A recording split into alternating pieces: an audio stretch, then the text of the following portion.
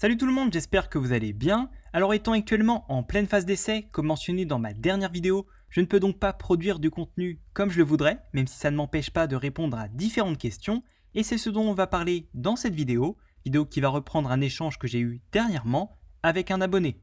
Donc ce dont on va discuter aujourd'hui, c'est de l'histoire du Rocket Candy, Propergold qui, comme vous le savez, me tient à cœur et qui reste pour autant méconnu du grand public, contrairement à la poudre à canon, très utilisée au cours de l'histoire, ce qui n'a pas été le cas du Rocket Candy.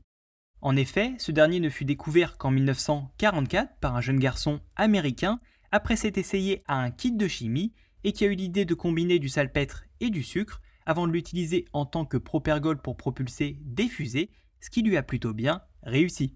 Donc là vous allez me dire 1944 c'est pas si vieux, surtout quand on sait que la poudre noire date elle du 9e siècle, mais alors qu'est-ce qui a fait qu'on n'a pas découvert le Rocket Candy des années plus tôt, ou pourquoi il n'a pas été en tout cas davantage utilisé, c'est ce que l'on va voir en 3 points.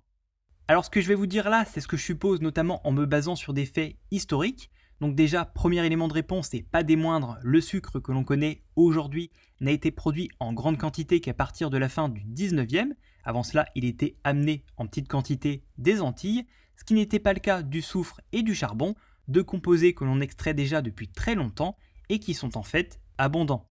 Sinon, deuxième élément de réponse sur pourquoi le Rocket Candy n'a pas connu un véritable essor, c'est parce qu'à l'époque où le sucre a commencé à devenir bon marché, bien d'autres composés plus puissants existaient déjà, surpassant également la poudre noire, donc pas d'intérêt à développer aussi le Rocket Candy, qui reste très proche de celle-ci en termes de puissance.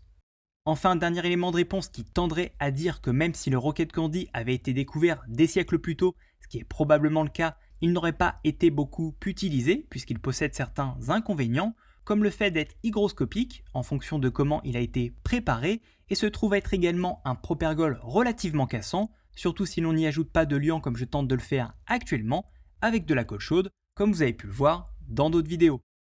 En tout cas, sachez que de notre côté, on n'a pas fini de l'utiliser, c'est juste que je suis en Guyane pour le moment, mais l'atelier avance bien lui en métropole et on reprendra vite tout cela quand je rentrerai, je vous le promets.